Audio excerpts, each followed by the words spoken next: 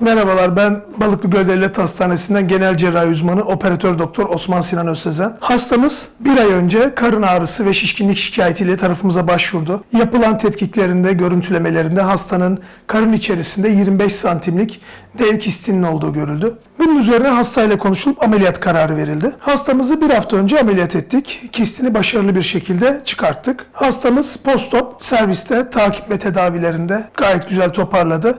Bugün de şifa ile taburcu edeceğiz.